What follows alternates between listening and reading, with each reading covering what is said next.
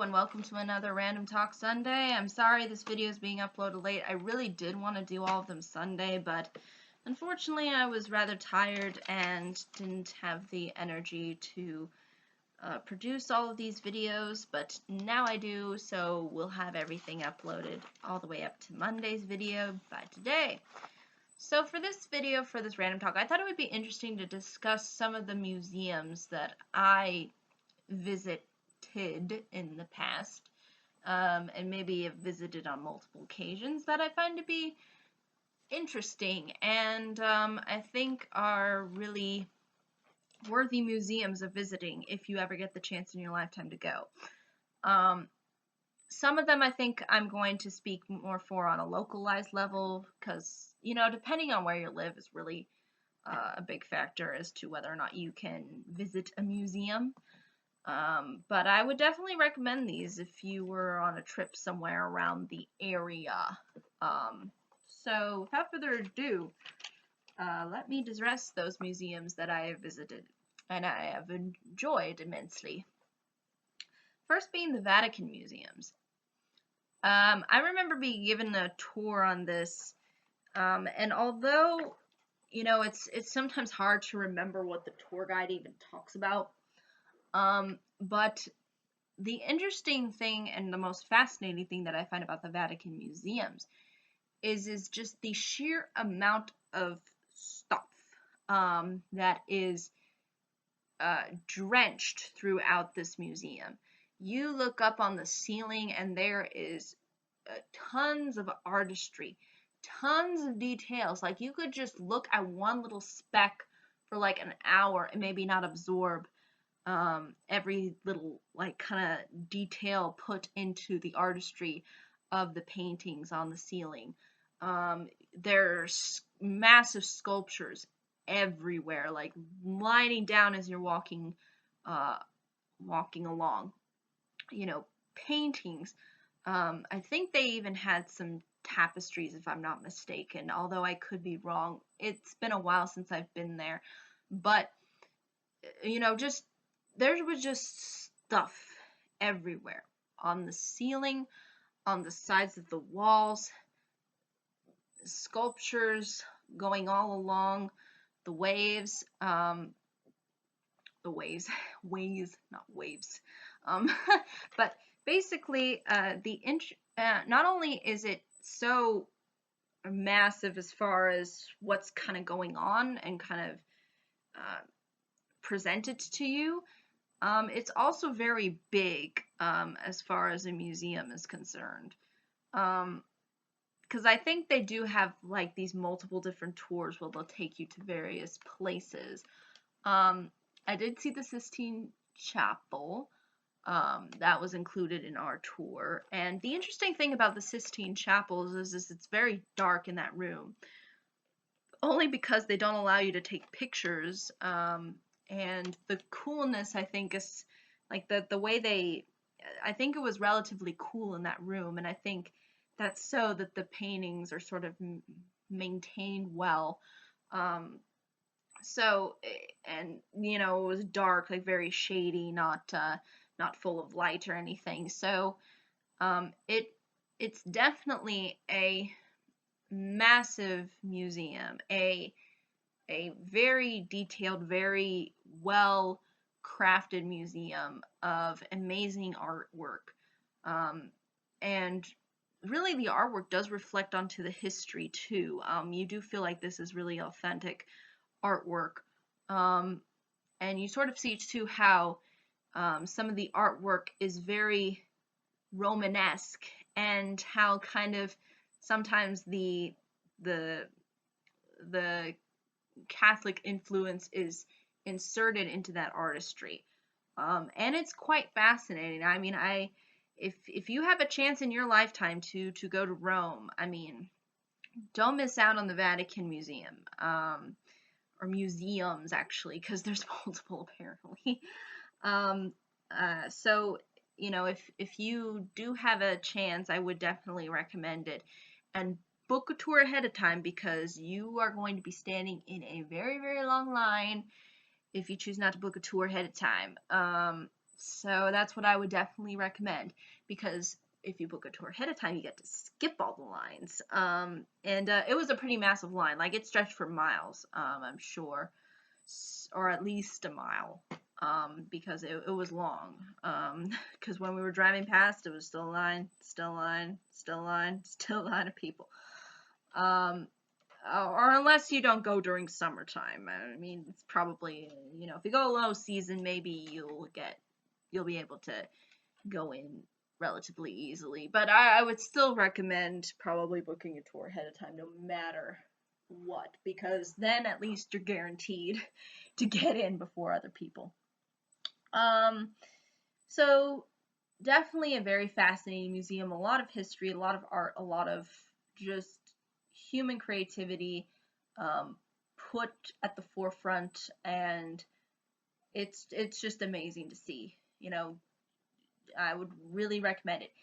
I'm not Catholic, but it's very enjoyable. The history, the sheer massive spectacle of the whole thing is worth the price of admission. So if you have a chance in your lifetime, I would definitely recommend it. Now the next one I'm going to mention is definitely a little bit more of a localized, a little bit smaller, but still I think a very influential museum that I would definitely recommend to people who haven't seen it.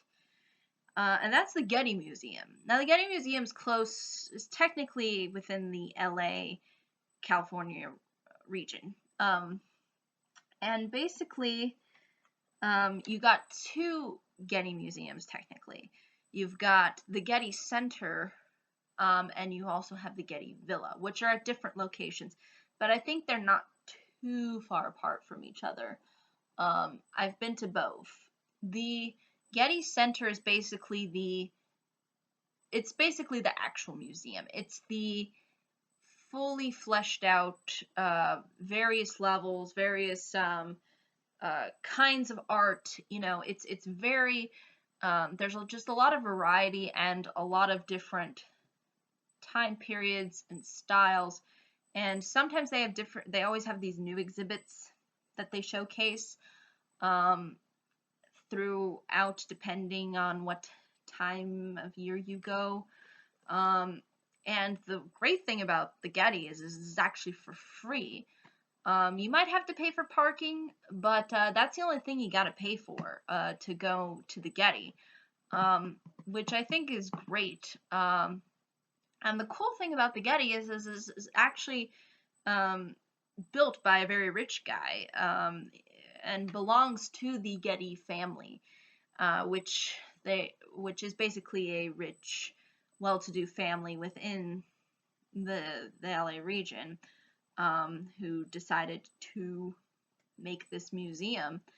And it's great because it has not only a fully fleshed out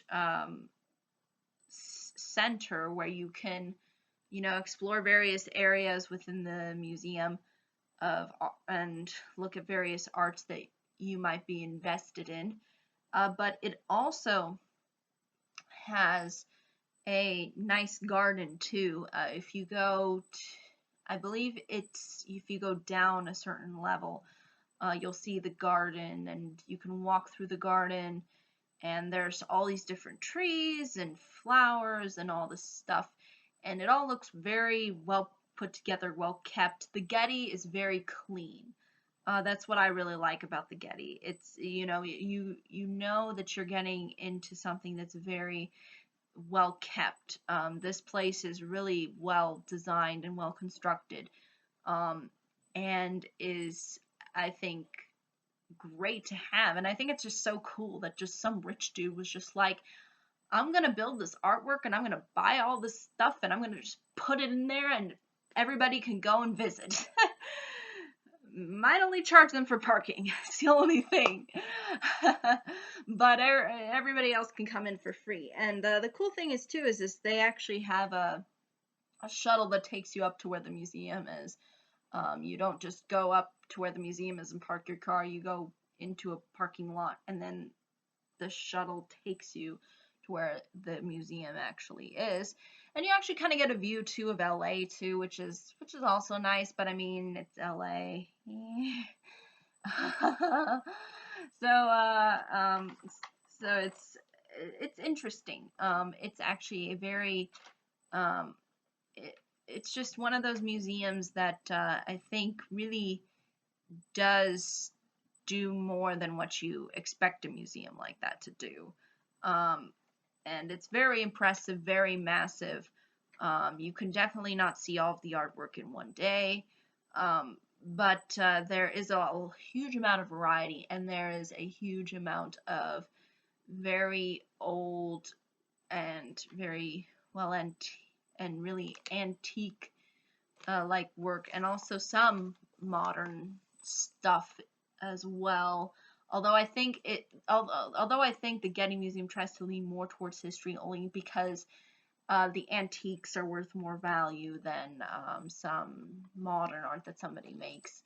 Um, but yeah, all thanks to the Getty family. So, and I believe they still technically own it, or at least own portions of it, or something. Um, by various family members. I'm not exactly sure how the inheritance all works out, but it's a really fascinating museum and definitely one worthy checking out if you are in the LA area, because usually people think of LA as a very touristy spot, but after you see a couple of things, there's not a huge there's just not it's not really as it just doesn't have the same amount of touristy things that you would expect from in a city like LA. So if you are unsure of what to actually do in LA, the Getty Museum is definitely a great place to start because it is a very interesting and fascinating museum. And it's for free, except maybe parking you have to pay for. Uffizzi's Gallery. This is also another one that's in Italy, except instead of being in Rome, or technically in the Vatican, because apparently the Vatican is its own country, um, this is in Florence. And unlike the Vatican, that has largely a variety of different kinds of art, whether it be ceiling art, paintings, sculptures, things like that, Uffizzi's is more on the side of just paintings. They have various different styles of paintings from a lot of famous Italian largely Italian painters during the Renaissance, medieval. Um, they also have Baroque art as well, but largely within around that time period and that era, they have those kinds of styles of art. And if you want to see the Birth of Venus, or technically, as I think they sometimes just call it, Venus, by Botticelli, that's there. So tons of Botticelli artwork, including Michelangelo as well, another famous painter. And then it also includes a lot of minor works from various other artists within that era. Some that you may be more familiar with than others, but a really, really, really well presented museum. It's really crazy how up close and personal you can get with some of the pictures. It's not like they put it in a glass box and you can't really see it. Like, you can really go up to it and look at it really, really well. And there's just a lot of interesting little pieces, and it's kind of interesting to see people drawing actual people that existed. And you sort of see too how some of the artists that did draw um, certain characters like Venus probably resembled people that existed within real life, because you see it in other works that the artists did. So it's kind of all over the place, and it's a really interesting and well executed museum for this kind of an art. It is a little bit more specialized. Similar to the Vatican too, where you do feel like the similar artwork that you would see in the Vatican is also fairly similar of what you would see in Uffizi's. But at the same time, they're both unique because Uffizi's provides a more concentrated look at Italian and Renaissance style art, whereas the Vatican is more, although it's again similar to Uffizi's in that it's very kind of religious oriented art, there's still there's just different varieties of how they showcase that art, whether it be through sculpture, through painting, or through drawing on the ceiling. So it's very fascinating. Definitely a museum worthy, I think, of somebody's lifetime if you are interested. Next one I want to mention is within the United States again, and this is the National Museum of Natural excuse me, History in Washington, D.C. This is a big one, a big museum, and it's one of the more famous ones, at least within the United States. I remember seeing this when I was in middle school, and it was I remember being very big and having a lot of things that are very nature oriented, like dinosaurs and, various species of animal, a lot based within, sort of, I guess they would call them cultural artifacts, so they would show you kinds of things that sort of existed, I guess you could say, within human history, and then they also show you kind of the natural stuff of, the wild and nature, like dinosaurs and mammoths and things like that, and various animals that exist today. So that's kind of what the National Museum of Natural History provides you. And I think what's also really interesting, actually, too, about this museum is that not only is it very big, but it is also it's designed to be a research place for actual scientists, and they have actual places where they keep records on things, and so it is not just designed to just be a entertainment way of showing kids things, but it's also a place where people actually go and look up stuff and try to figure things out, and put pieces together and study various artifacts and things of that nature. So it is largely trying to be that kind of a museum, a place that is educational as well as entertaining. But I think that's really ultimately all I can say about that one. It's got a lot of interesting stuff. Similar to the Natural History Museum in Los Angeles, this is one that is a little bit, again, more localized.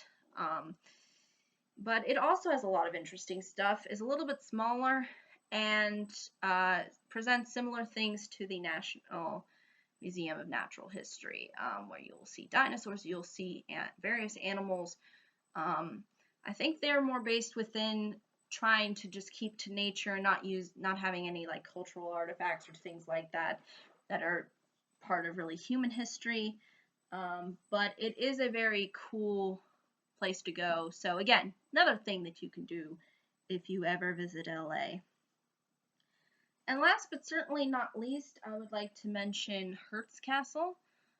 This is a very fascinating one because this museum was actually built by I guess you could say he is in the simplest terms, without really giving too much away about him, William Randolph Hearst was a guy who was basically an entrepreneur and wanted to make this castle for himself in San Simeon, California. And he used a bunch of stuff that was left over from World War I and from various places around the world, and he put it all together and made it part of his castle.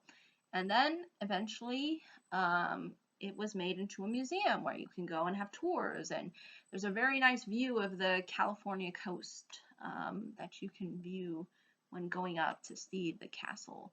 And it has a lot of creative, interesting stuff, and it's kind of a mishk of things.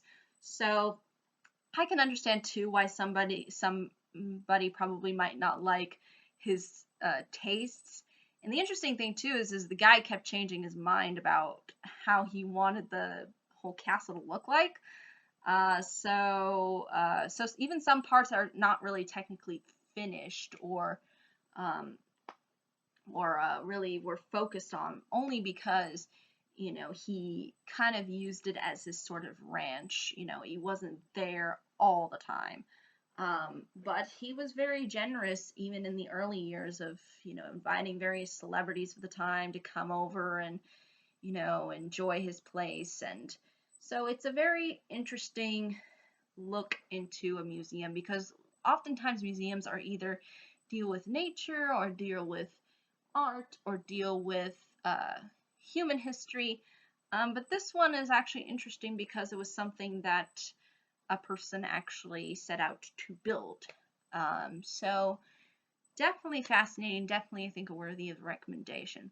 But I think that's really ultimately all I can say for this Random Talk Sunday.